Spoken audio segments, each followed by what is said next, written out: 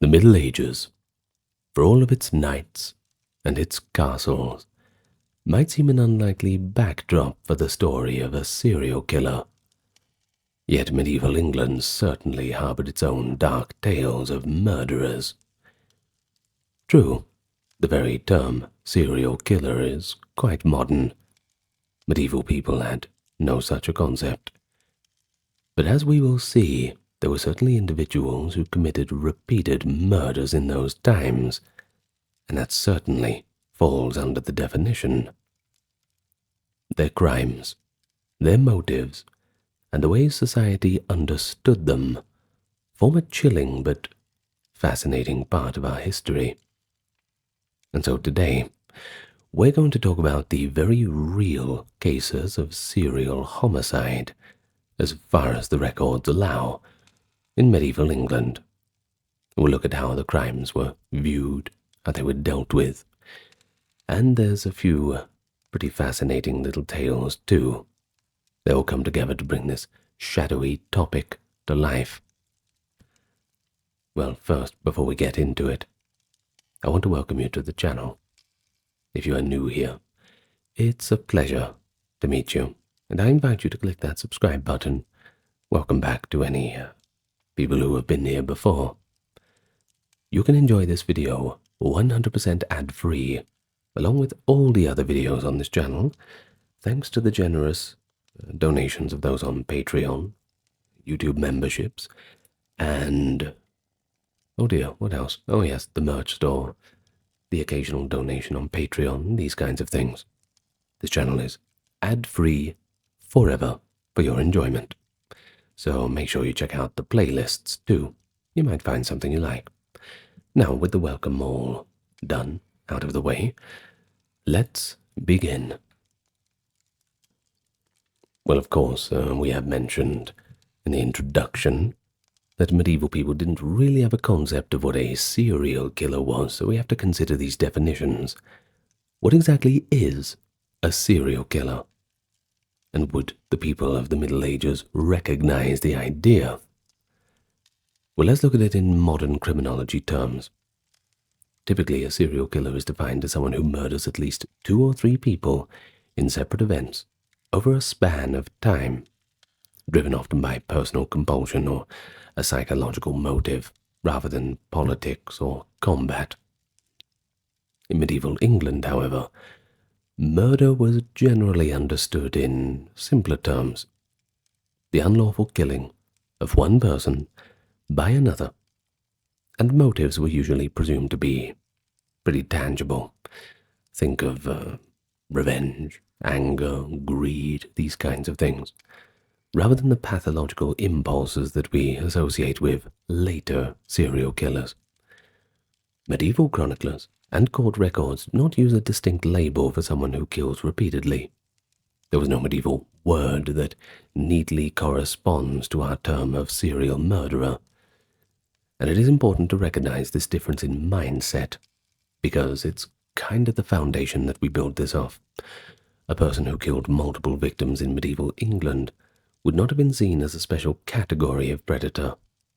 Rather, each killing would be judged as its own crime, unless, of course, if it was part of a known feud or a career of banditry, something like this.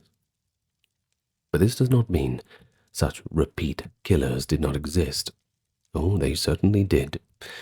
It's just that contemporaries might explain their actions in other terms, such as revenge, villainy, or even supernatural evil, like witchcraft or demonic influence. We'll get to a bit of that later. The concept of the psychopathic killer, roaming from victim to victim, was largely outside medieval law enforcement's frame of reference. A more modern idea that comes in with more modern criminology and psychology as reference. When unnatural deaths occurred without an obvious culprit, people might blame robbers on the road, or in extreme cases, witches, werewolves, and other supernatural horrors, rather than suspecting an unidentified human predator with a pattern of psychopathic murder. But in any case, When we look back with a more modern perspective, we can identify a few medieval English figures whose multiple crimes make them candidates for being called serial killers. These were historically verified cases, documented in court rolls, chronicles, or letters at the time. It's all very real, and in exploring them, we have to broaden the usual definition to include not just lust-driven or sadistic killers who are rare or elusive in the records, but also repeat murderers who killed for profit or power. Medieval England's serial murderers were often not mysterious prowlers, lurking in alleyways, so much as they were powerful individuals abusing their authorities, or even clever poisoners preying on those close to them. And another thing, outlaw gang leaders and robbers, well, they sometimes committed serial killings as part of their crimes. And by examining all of these cases, I think we'll gain a pretty good insight into how uncommon yet very real serial-style murders were, and how they were perceived in an age that was, well, very, very different from our own. And to understand any medieval killer, you've got to appreciate the violent backdrop of the Middle Ages. Like we've said, an age very different to our own. The daily life in medieval England was, well, by our standards, exceedingly rough. Feuds, brawls, assaults, they were all pretty common occurrences. Historians estimate that homicide rates in medieval England were dramatically higher than today, and by some analysis, on the order of 10 times higher or more. For example, in 14th century Oxford, the murder rate might have reached an astonishing heights, a figure often cited around 110 homicides per 100,000 people in the 1340s, at a time when modern England's rate is about 1 per 100,000. Well, while exact numbers are pretty debated, as you can imagine, it's still clear that medieval communities were no strangers to a bit of the old bloodshed. Weapons like knives and daggers, of course, you got to carry them around, that's normal. And there were no professional police force to prevent violence. Disputes that might be settled in our modern day by dialing 999, or 911 for you Americans, well, could easily just be ended in a fatal stabbing in a medieval tavern or marketplace. In any case, the dispute was ended. And then there was the honor culture. That was quite strong too. An insult could quickly provoke a fight. An intoxication in alehouses often fueled deadly quarrels. If you've watched my video about medieval taverns, you'd know a bit about that. In any case, life was difficult. Medical care was primitive, and even a minor wound could turn lethal by infection. All these factors contributed to the milieu, where homicide was, if not normal, certainly far from rare. But we have to draw a distinction too. Most medieval murders were one-time events, not the work of repeat offenders. A typical homicide case in England's 1200s or 1300s involved a quarrel between neighbours, maybe a drunken argument between apprentices, or even a revenge killing between two families. The royal courts and coroners' rolls, which recorded inquests on sudden deaths, are filled with such stories. For instance, records from London show many incidents like an argument in a bar that ends with one man dead, or a dispute over debt where tempers flare into lethal violence. These were often impulsive acts, though. Medieval observers, like chroniclers, often lamented the hot-blooded nature of their countrymen. One scholar famously argued that the medieval man was prone to violent passions and lacked self-control, implying that killings sprang from spontaneous rage rather than cold calculation. While that may be an exaggeration, it is true that premeditated, repeated murder for its own sake was highly unusual. Most killers of the era did not kill again and again, even if they got away with it the first time. Communities were small, you see, and if a murderer's identity was known, he could expect swift retribution, or legal prosecution, whichever came first. Now, importantly, medieval justice often allowed for community involvement in catching offenders. Hue and cry would be raised, and neighbors were obliged to pursue a fleeing murderer. There were also strong familial and social networks. A sudden disappearance or unexplained death was more likely to be noticed when everyone knew everyone else in the village. Small world, hard to get away with anything. Yet it is precisely against this backdrop of everyday violence that serial murders stand out as unique. In a culture used to single murders born of passion or feud, someone who deliberately killed multiple people in separate incidents would have seemed particularly unpleasant, and not to mention strangely motivated. It's worth noting, too, that in the medieval view, serial killing might resemble the work of the devil more than that of the ordinary criminal. The imagination of most Christians of the day, that someone would be going around killing just for fun, especially with the threat of eternal damnation over their head, well, it's a little bit beyond the pale. Repeated, senseless murders could be attributed to supernatural evil or monstrousness, since they just didn't fit the pattern of normal human behavior. This notion is reflected in how some medieval writers describe tyrants and outlaws. They use words like demons and beasts, when that cruelty seemed to be beyond human bounds. And we will see that even in our examples, accusations of sorcery and demonism sometimes swirl around the culprits. Medieval England did have a concept of unchecked evil in a human form, even if it didn't have the term serial killer. And finally, consider the medieval law enforcement's limitations. And there were, well, more limitations than anything. You didn't have any detectives dusting for fingerprints or compiling profiles of a killer on the loose, anything like that. If a person in, say, I don't know, 1300 managed to kill 2 or 3 people on separate occasions to conceal their involvement, it'd be very difficult for medieval justice to connect the dots. Many murders just went unsolved, especially if the victim was a stranger or the crime took place on the dangerous highways between towns. For example, if travelers were found dead on the road, people might assume bandits were to blame, without realizing one particular brigand was responsible for multiple attacks. In such an environment, a determined murderer could be, in theory, at large for longer than we might expect. This is provided that they did not arouse any immediate suspicion.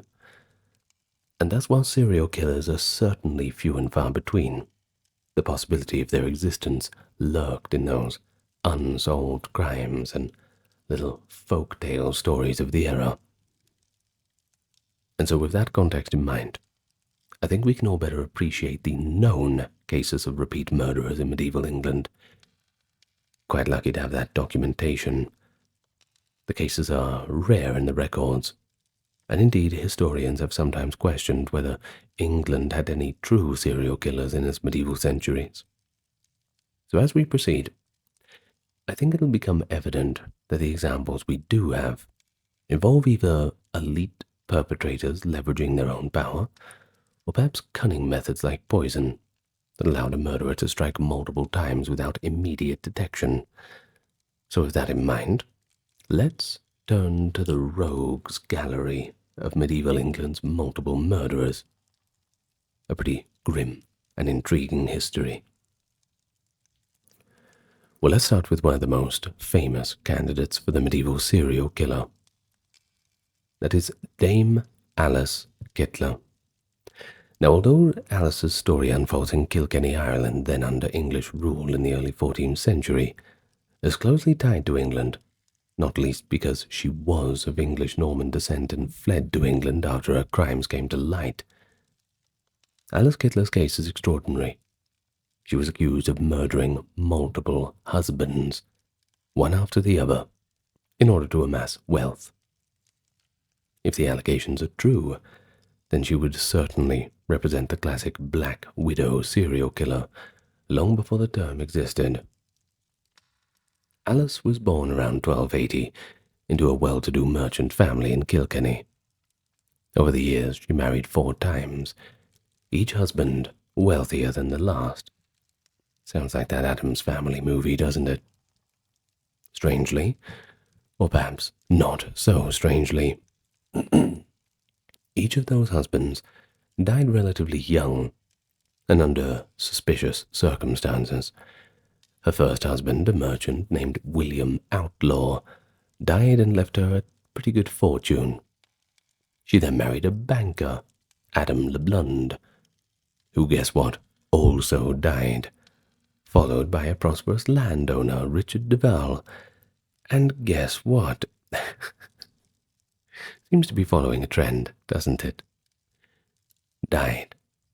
She was widowed for the 3rd time and quite wealthy. Now, by the time Alice's 4th husband, Sir John Le Poer, fell gravely ill in 1324, there were more than a few eyebrows raised. The first time is a tragedy, the second time is a pretty terrible tragedy, but the 3rd time, come on. Come on. Anyway, chroniclers note that Sir John, on his deathbed, voiced suspicions that he was being poisoned. So the fact his hair and nails had fallen out, which is not normal, and a detail that suggests some kind of toxin might have been administered. Probably something like arsenic or a similar poison known even then. But it was the stepchildren from Alice's earlier marriages who finally blew the whistle.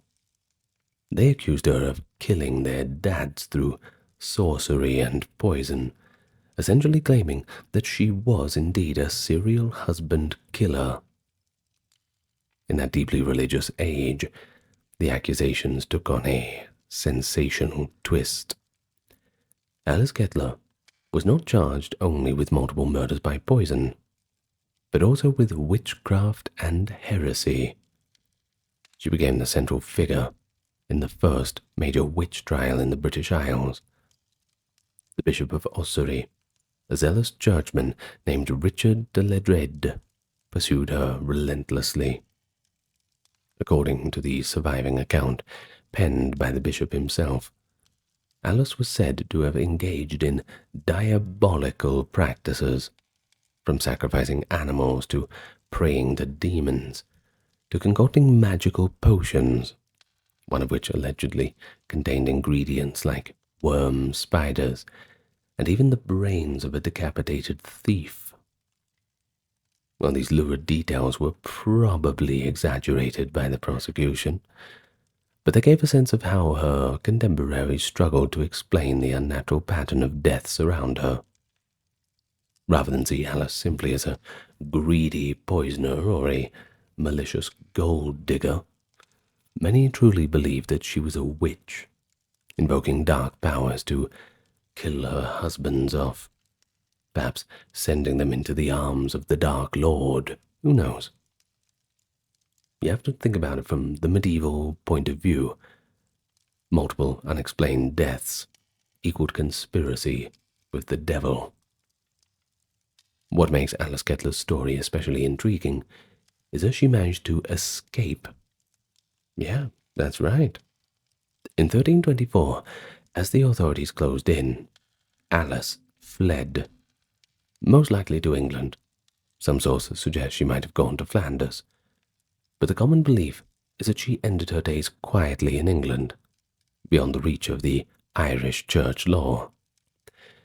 She was never caught. She was never brought to justice, which only added to the legend. In her absence, her less fortunate associates were punished. Her maidservant, Petronilla, was flogged and burned at the stake for witchcraft, effectively becoming Ireland's first witch-burning victim. One can imagine Alice, safely hidden somewhere in England, reading the reports of Petronilla's fate and the outcry in Kilkenny, and feeling both relief, maybe a twinge of guilt. Well, from a more critical perspective, I suppose we have to ask, was Alice truly a serial killer? It is possible that some of her husbands simply died of illness, given the era's mortality rates. But you think if you got a sick husband in the house, you'd get sick too, right? The charges for sorcery were certainly colored by medieval superstition too, and by local family feuds. Her stepchildren were, of course, motivated by inheritance disputes after all, I suppose taking after their mother.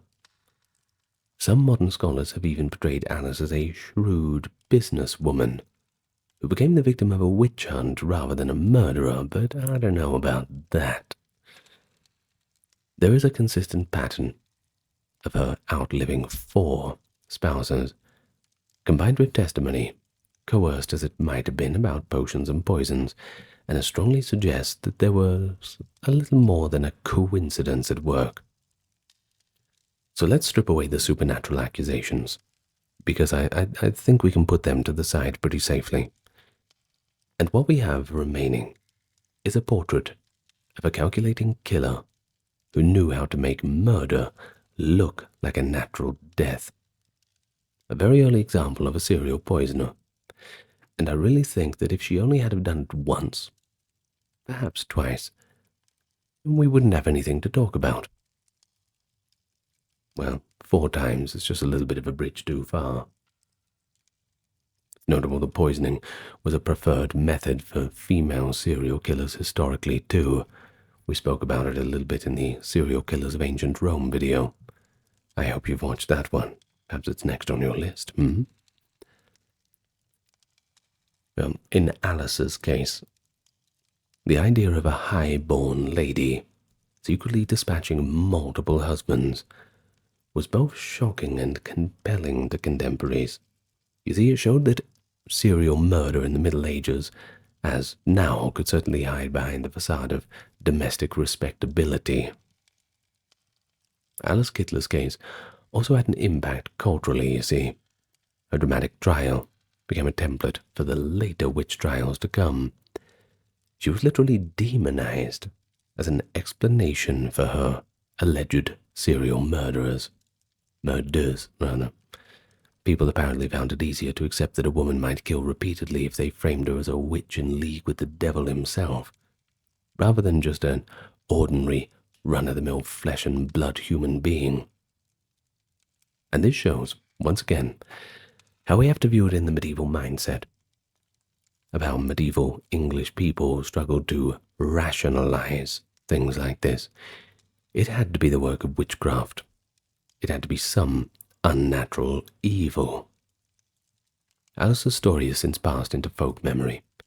Even today in Kilkenny, you can find Kyteler's Inn, a tavern in a medieval building associated with her.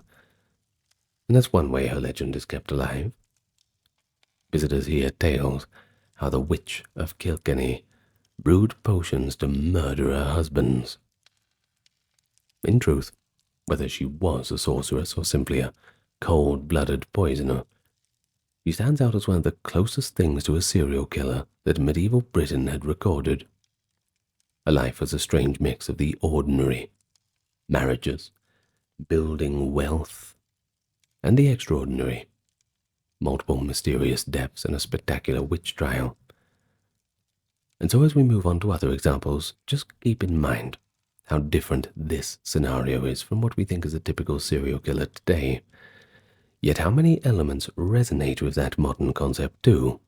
Serial spouse murders for gain, evading capture, and ultimately, public fascination. Of course, you wouldn't be watching a video like this if there wasn't any of that involved. Well, if the weapons of Alice Kyteler were poisons and subtle means like that, the next figure's tools were a little bit more overt.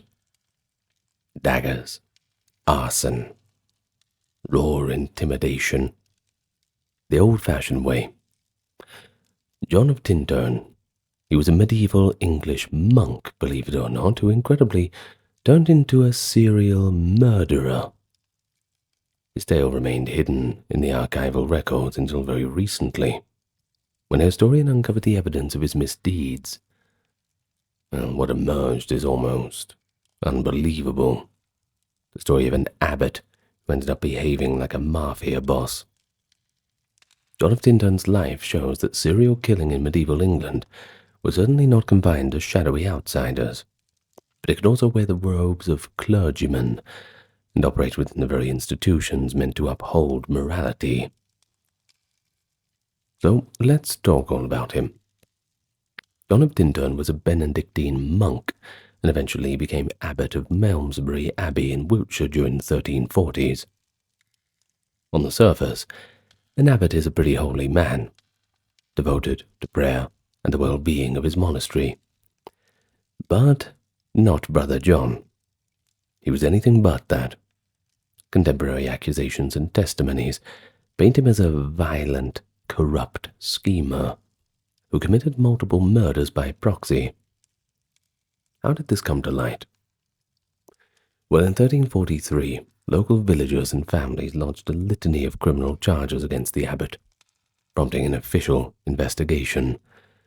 The file, essentially a medieval criminal dossier, details his shocking crimes.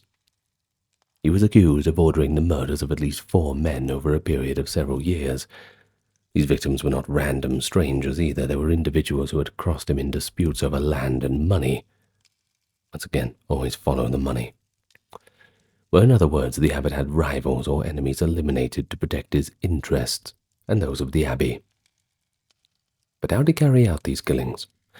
Well, he employed a personal henchman, a man named Henry of Badminton, described in records as a kind of enforcer.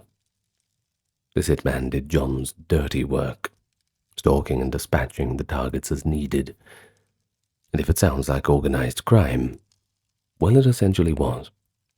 One contemporary complaint described John of Tintern as operating like a gangster in the region, and it certainly sounds like that.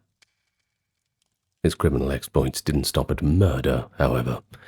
He was also accused of theft, embezzlement of large sums of church money. He had apparently misappropriated about £10,000 of the king's funds, which is roughly equivalent to millions of dollars in today's money, and even of arson and kidnapping. In a particularly brazen episode, Abbot John allegedly had a local gentleman's house burned down and arranged for the man's wife to be abducted, all because the abbey was in a feud with that family. But even more scandalously, John of Tintern took his kidnapped woman as his mistress, openly living with her in defiance of those vows of chastity. It's a pretty lurid list, isn't it? Arson, abductory, adultery, grand theft, and multiple accounts of murder, all perpetuated by a clergyman of high rank. Who would have thought? Well, when word of his crime spree finally reached royal authorities in 1343, you might have expected swift and harsh justice. And sure, initially that seemed to be the case. An arrest warrant was issued for the abbot, and he went on the run with his lover to avoid capture. For some time, he roamed southern England as a fugitive monk, which must have been a remarkable sight in itself. But in the end, his story did not conclude at a gallows or in a dungeon, as one might think. Instead, it actually ended with a pardon, which is a detail that speaks volumes about medieval priorities. But how exactly did this murderer abbot escape real punishment? That's the real question. Quite simply put, and you are not going to like this at all, he bought his way out of it. He paid for his innocence. King Edward III was then on the throne, embroiled in expensive wars. This was the time of the 100 Years' Wars against France, by the way.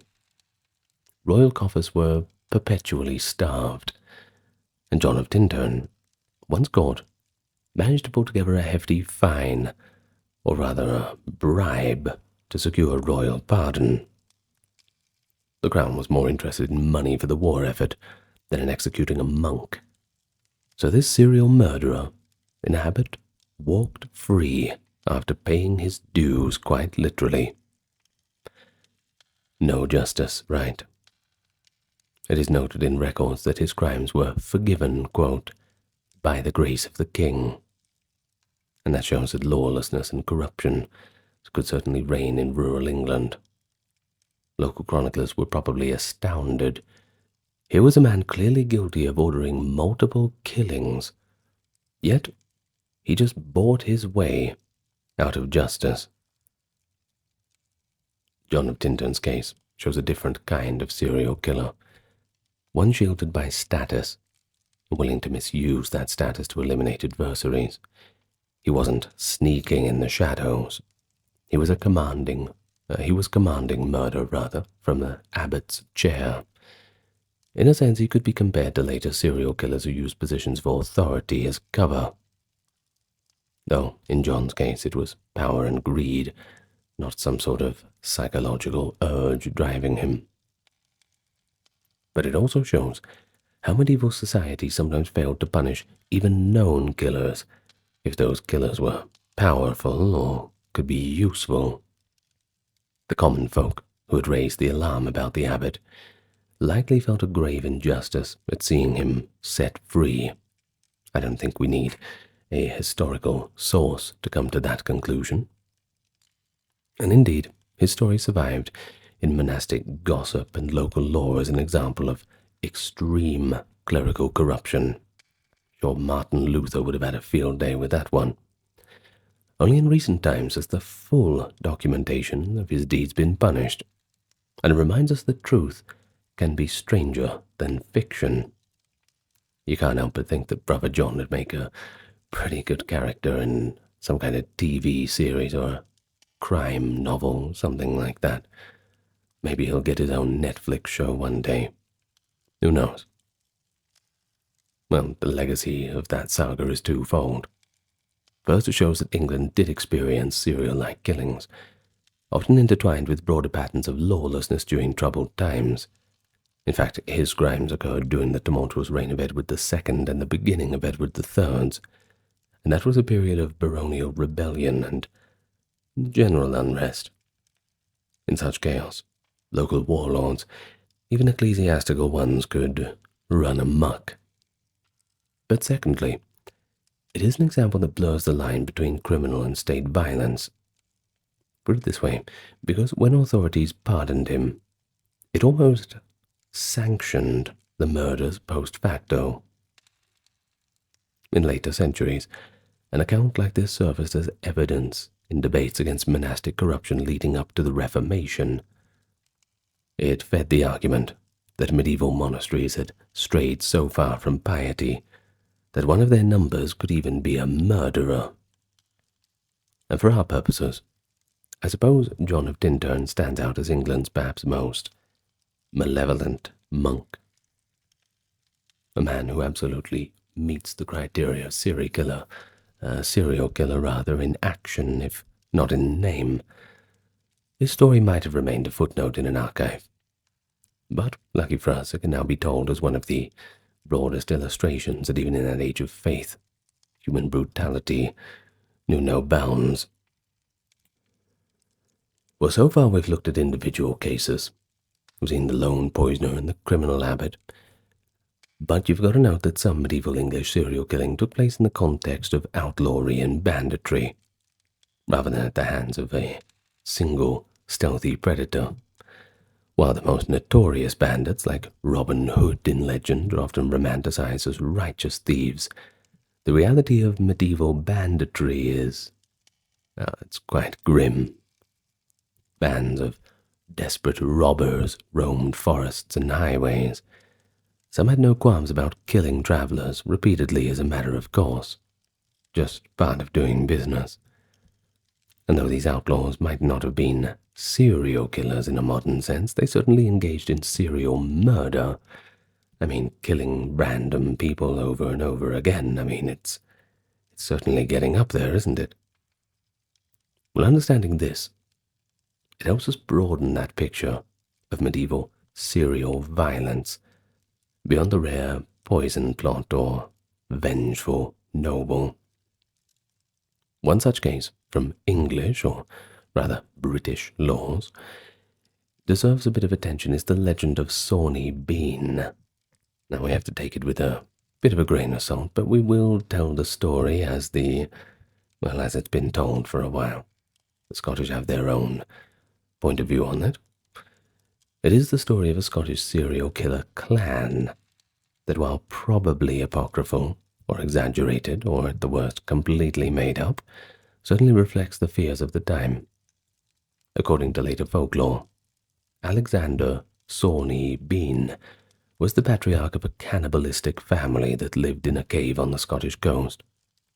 The tale goes that for over 2 decades, Sawney, his wife, and their incestuous brood ambushed countless travelers by night on lonely roads, murdered them, ate their bodies, and thereby left no evidence. Eventually, the Beans were caught by the king's men and executed. While this particular account is almost certainly a product of sensational later storytelling, no medieval record of Sawney Bean exists. It is revealing that people believe such a story could have happened in late medieval Britain. Watch out for the cannibals. Watch out for the bandits. Well, this figure of a mass-murdering cannibal lurking in the wilderness certainly captured imaginations. Perhaps it was used as a cautionary tale. Essentially a folk horror version of a serial killer story, transplanted into a medieval setting. And intriguingly, historians note that the Sawney Bean myth might have been inspired by an earlier, genuine case, that of Christy Cleek, Scottish highway robber during the famine in 1341, who allegedly turned to cannibalism and murder to survive. Christy Cleek, a nickname meaning hook, after the hook he reportedly used to drag victims off their horses, which is pretty ominous, was said to have killed and eaten several people in the company of fellow brigands. He eventually vanished into legend. Some say he returned to a normal life, under his real name after the famine. If even part of that tale is true, then in the year 1341, as the Black Death loomed on the horizon, Britain saw something close to a real serial killer/cannibal in its northern reaches. But back in England itself, documented outlaws like the notorious Folville gang show a serial violence of a different sort. The Folvilles were a gentry family in Leicestershire who turned to crime in the early 14th century. Led by Sir Eustace Folville, they and their retainers committed a string of murders, robberies, kidnappings, and extortions over many years. One of their most famous deeds was an assassination of an unpopular royal judge, Roger de Belair, in 1326. Essentially a hit carried out, according to some chronicles, in revenge for the judge's corruption. But the Folvilles didn't just stop there at killing. They were implicated in other homicides while on the run. Remarkably, much like John of Tintern, they received pardons when they agreed to serve King Edward III's war in France. Desperate times, desperate measures, that's for sure. I wonder if Edward's legacy, Edward III that is letting off murderers and hardened criminals and letting them walk the streets free. Sounds like the modern British government, to be honest. Not to get political on you. Well, anyway, here again we see a scenario where multiple murders were committed by the same actors. A whole gang, in fact. And yet, medieval justice partially turned a blind eye because the killers had political or military usefulness. Well, another aspect is to consider urban violence. In busy medieval cities like London or York, gangs of youth or unruly apprentices sometimes engaged in vicious cycles of violence. There are accounts of gangs who went out expressly to start fights, some of which led to fatalities. For example, one chronicler in London noted with dismay that certain young men took pleasure in randomly attacking passers-by at night, a medieval precursor to something like a thrill killing. I will not advise you look up any cases of that. Most of these incidents were one-off, perhaps a single fatal beating or stabbing. But if we imagine some of those youth remained violent over time, we could certainly put them in the bracket of serial street killers. Kind of a Clockwork Orange kind of thing. I'm sure you've seen the film. Well, the difficulty of all this, of course, is that records seldom link multiple incidents to a single named culprit in these scenarios, unless the person was caught and confessed to a spree, which, no point in them confessing to that, isn't there? From surviving records, we do get hints of repeat offenders.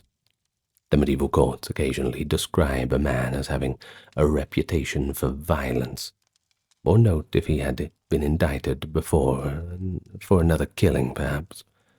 A repeat murderer might exist in the role simply as someone who, quote, had done likewise before.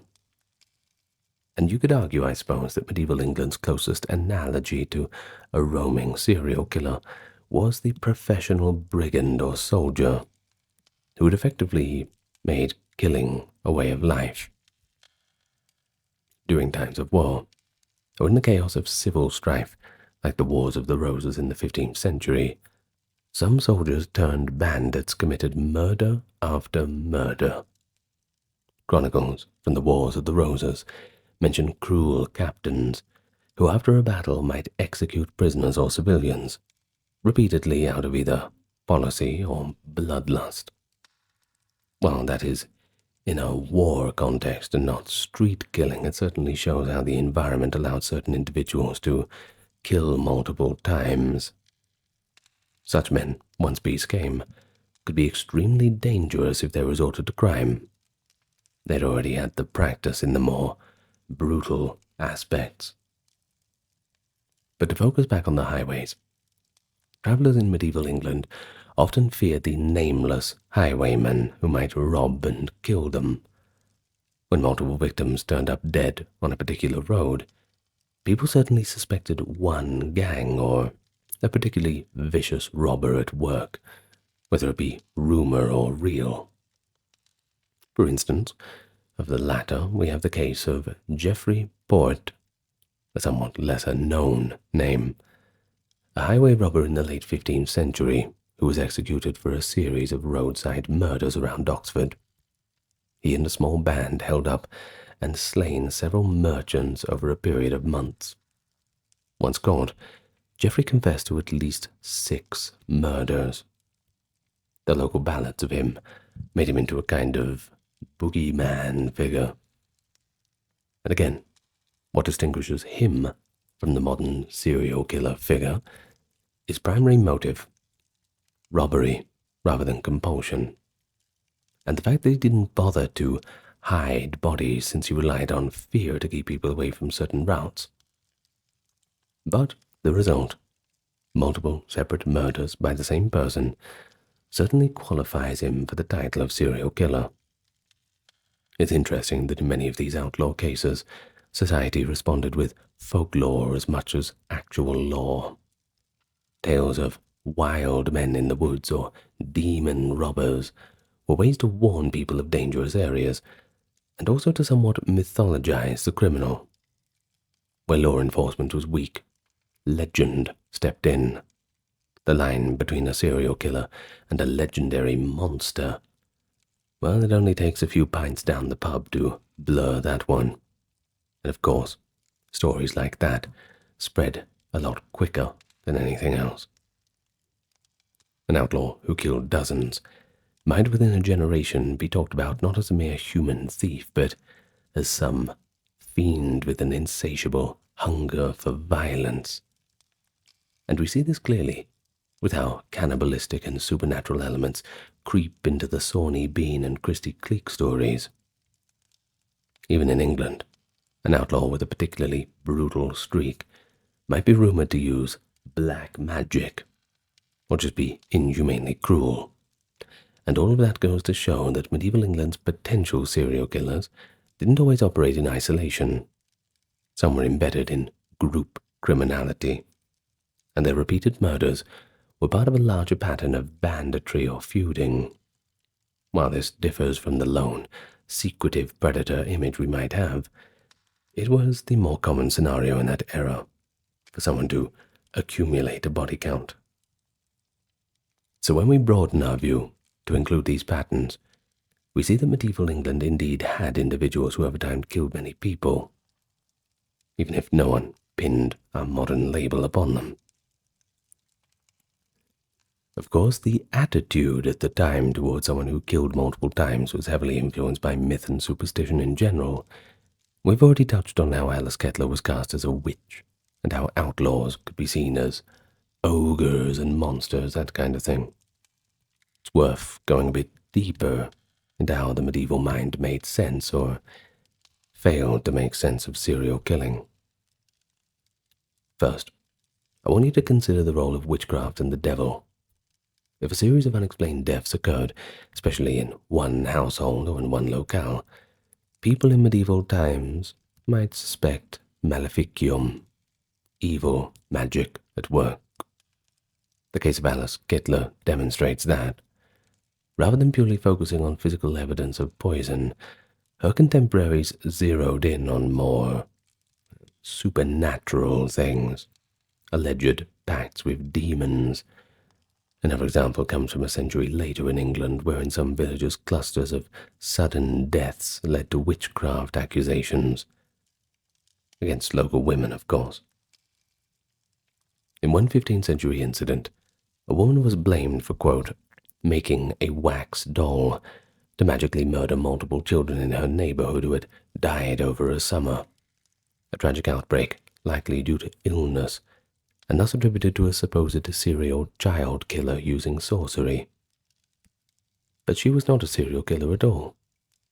But the point is, the framework to imagine a person intentionally causing multiple deaths certainly existed, but it was cast in a supernatural light. The witch hunts would then erupt in the late medieval and early modern period, sometimes functioning as a way to explain these events. For instance, several members of a family dying in succession might result in someone being accused of systematically killing them via witchcraft. And the second point I want to make is that there was the fear of monsters and werewolves, more prevalent on the continent, but not entirely absent in England. Now in France, Germany, and elsewhere, the late Middle Ages saw a few notorious trials of serial killers framed as werewolf cases, like Peter Stumpf and Giles Garnier, who were said to take the form of a wolf and kill children at night. Well, England did not have wolfman trials, perhaps because actual wolves had largely disappeared, and English folklore didn't emphasize werewolves. Instead, the English had other monsters. Now, you probably know a bit from the folklore videos I did about the fairies in England. Well, it was said that they could steal infants, explaining infant disappearances or death, or that demons could prey on the unwary.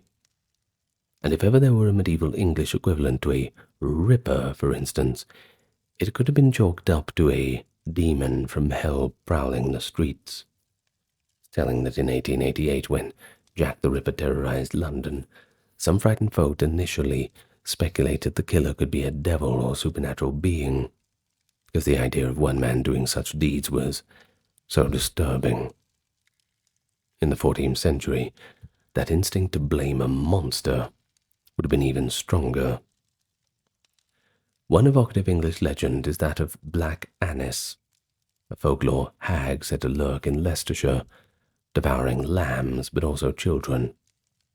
Black Annis was described as a hideous old woman, sometimes a giantess with big iron claws, who lived in a cave and came out at night to snatch up any unwary little ones whose bones she'd gnaw.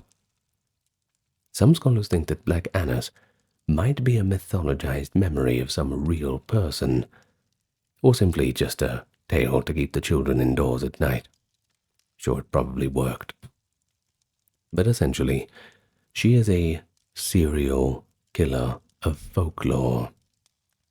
It's fascinating to consider that this legend filled the conceptual space of a serial killer for that community, a lone entity repeatedly committing murder in a gruesome and ritualistic fashion. Medieval parents would warn their children not to stray at night, or Black Annis will get you.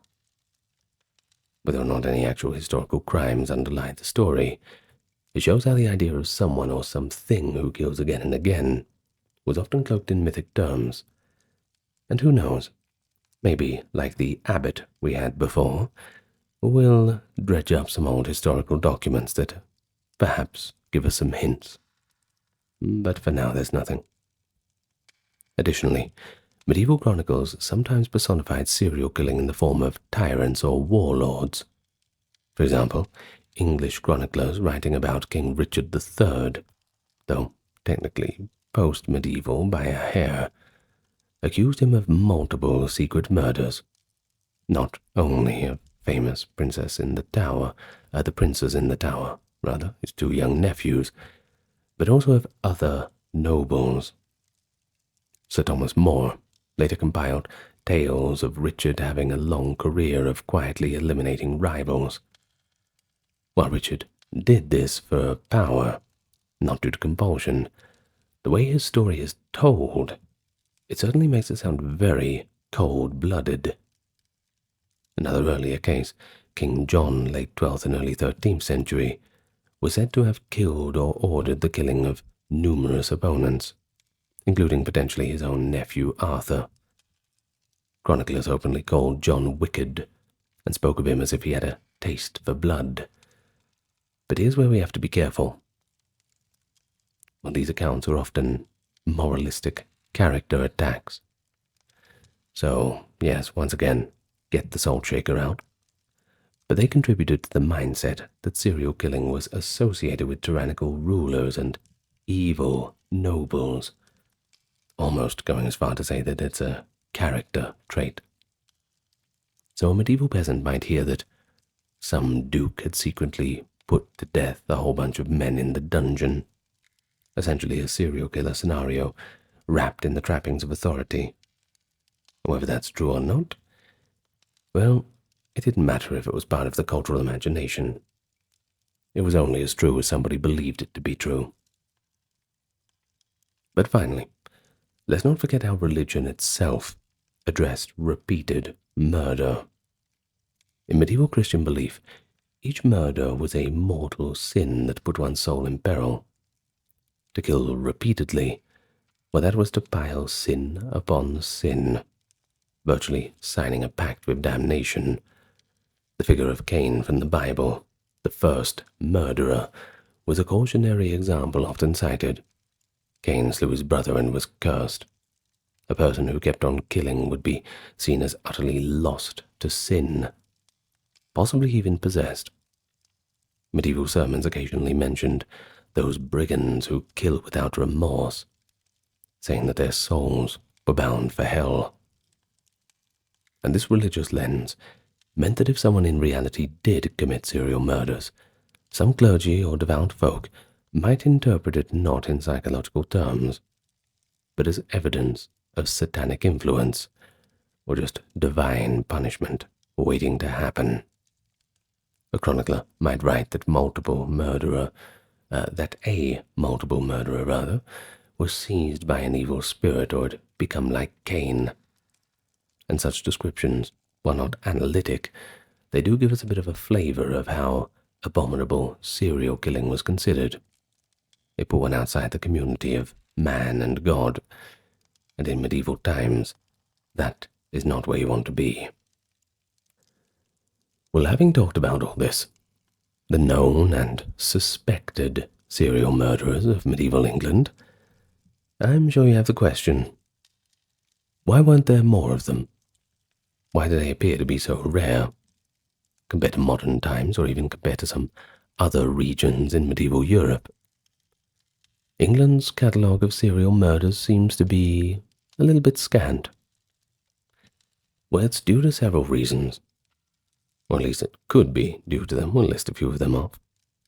Understanding them doesn't only satisfy our curiosity, but I think it shows the differences in social structure and record keeping. The first, we have a case of limited anonymity and mobility. You see, medieval England was a world of close-knit communities. Most people lived and died within the same few square miles.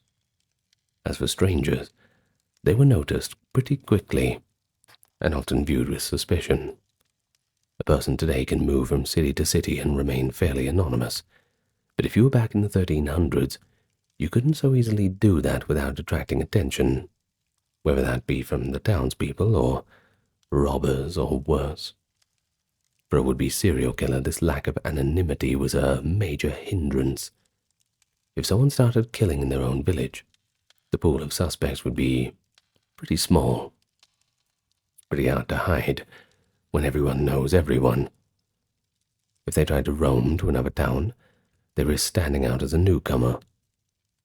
This doesn't mean it was impossible, but it does mean the practical opportunities to quietly murder someone were quite a bit fewer. Those who did manage it often had some way to deflect the attention. Alice Kyteler had the veil of apparent respectability and wealth, and John of Tintern had legal immunity for a while. As for outlaws, well, they were outside of normal society altogether, so they're kind of different. Now, the second is the pretty swift and very brutal justice for those who were caught. The consequences of getting caught for a single murder in medieval England were quite dire. Usually execution, or at least maiming or long-term imprisonment. There was also the possibility of summary revenge by the victim's family if the law didn't act quickly. Thus any killer risked a lot by repeating crimes. In modern times, serial killers get away with multiple murders due to procedural limits or investigative challenges. Medieval killers had to worry less about detectives and more about an angry mob or a lord's armed men. It took a truly brash or well-insulated person to kill repeatedly. Right, so the third reason we have is different outlets for violence. And this is perhaps an important one. It has been suggested that people who might in another era have become lone serial killers had different ways of satisfying the bloodlust. For example, a sadistically inclined individual in the Middle Ages might channel that into warfare, becoming a particularly brutal knight or soldier. The frequent wars of the era, the feuds, the acceptability of violence in certain contexts, provided a vent for this aggression. Now that's not to romanticize it, it's just to say a potential serial killer type might instead be known as that knight who kills people with his bare hands on the battlefield, or some baron who tortures poachers on his land, that kind of thing. Society might even reward such behavior in certain confines. Therefore, fewer people felt the need to kill illicitly for a thrill. They could just sign up to be a man-at-arms for that. Next we have record keeping. It's possible that serial killers did exist, but were not recognized as such in records. So we just don't know about them. Medieval courts did not cross-reference cases, and at least not the way that the modern police forces might. If someone killed in Essex and then in Yorkshire, no one would connect the dots in 1400. There was no national crime registry either. So a murderer might move and kill again, and the pattern would be lost to history. Only if a chronicler took a personal interest, or if the murderer confessed to multiple crimes, would the record explicitly show serial killings. Our sources are pretty sparse, often incidental. We might only catch a hint. This man was known to have killed before in another shire, something like that. Thus, part of this rarity could just be the illusion of sources. Next, we have cultural and religious inhibitions, and that's a more psychological note. Medieval Christian teaching placed enormous emphasis on the sinfulness of murder and the damnation awaiting unrepentance. Well, while religion didn't prevent the many homicides that did occur, one wonders if it deterred the kind of psychological gratification killings we had seen in later serial killers. Those who had such impulses might interpret them as temptations of the devil and seek confession or penance. Medieval people also feared ghosts of the murdered. It was thought that restless spirits of victims could haunt or harm the killers, and superstitions like that are certainly another way to discourage people. And finally, we have the sheer survival difficulty. Lastly, the medieval period had many other dangers and high mortality from disease.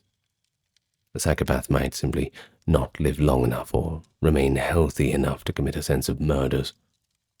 Life expectancy was pretty low, and any criminal risked execution or death in a brawl at some point. It sounds almost trivial, I know, but an aspiring serial murderer in medieval England could easily die of plague or get killed in a tavern fight before they finished whatever dark career they were imagining up. Longevity was certainly not on your side, as it is for some modern serial killers who operate over decades. And that is where we leave it for today. I hope you enjoyed it. I really enjoyed it. It was interesting, I think. You know, it's just one of those things where we have to open our mind a little bit. And it's like I said at the start of the video, it's okay to engage in this sort of imagination, a little bit of stretching of things. We're not going to be publishing this out in some academic journal, this kind of thing. So it's all right for us to think about the what-ifs and the maybes. I think that's what makes it fun, especially when we have these examples of these smaller cases that we can sort of go on and kind of paint a picture of what the medieval world was like. In any case, I would like to thank my top-tier patrons and supporters: Kimberly, Christine, Sally, Ember, Susan, Cameron, Carey, Charlene, Lynn, Therese, Katiana, Nicholas, Ulfednir, Alexander, Charles, Christine, Dr. Neuro Nerd, Erin, Jaden, Jim, Jeffrey, Jessica, Madeline, Melissa, Orthodox Review, Scott, Shell, Wendy, Josie, Sarah, Ryan, Thor, Cameron, Stefan, Kevin, HMSHH, excuse me, Crystal, Talbury, Anthony, Lucy, Brandon, Gugu Bubonic, Nicholas, Craig, Neftis, Alexander, Gokan, Dorsey, Venita, Claire, Courtesy, Carol, Robert, Mary, Bridget, Nefertari, Yvette, Miss Mochi, 11, Allison, Free American, Jennifer, Brittany, David, Cody, and Brian. Thank you all so much. Okay, well, yes, that's it for me. Now, until next time, look after yourself, and let me know your thoughts in the comments. Good night for now, everyone. Lots of love to you all.